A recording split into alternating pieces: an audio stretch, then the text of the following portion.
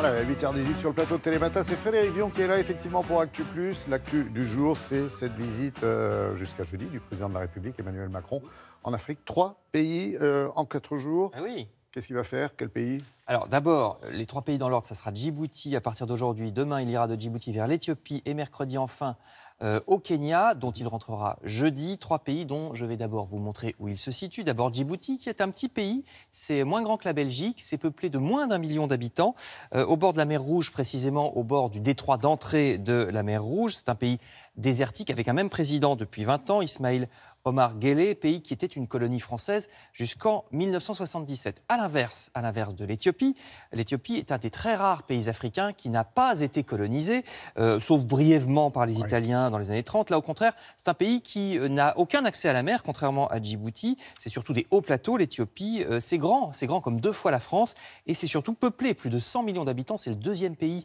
africain par la population, derrière le Nigeria. Enfin, le Kenya.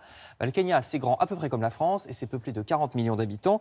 Là, l'originalité, c'est que c'est un pays où la France va peu parce que c'était dans l'orbite britannique depuis l'indépendance de l'Empire britannique en 1963. Et que va faire donc le président de la République là-bas, dans ces 3 pays? Alors, les 3 cas sont assez différents.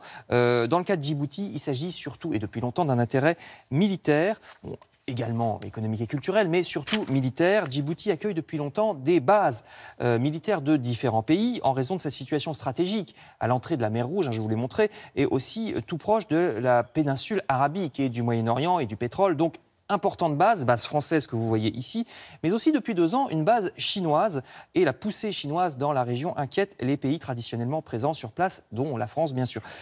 Avec l'Éthiopie, la thématique est plutôt culturelle. C'est un pays qui comporte de nombreux trésors, dont ce site chrétien de Lalibela, classé au patrimoine mondial de l'humanité depuis 1978. C'est un site qu'il faut entretenir, ça coûte cher.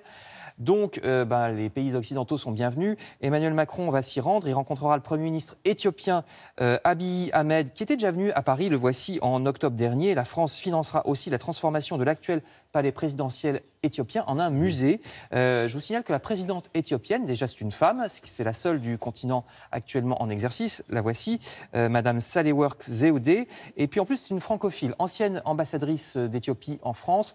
Elle a fait ses études au lycée français d'Addis Abeba, mais je vous montre aussi quelques usines parce qu'il y a aussi un thème économique en Éthiopie. C'est un pays qui se développe, qui devient l'usine de la Chine. La Chine était l'usine du monde, l'Éthiopie devient l'usine de la Chine. Donc là aussi, on essaye de se placer. Les Chinois sont très présents en Éthiopie. Oui, exactement, avec des salaires de 30 € par mois pour les ouvriers éthiopiens, dans des conditions assez mauvaises d'ailleurs.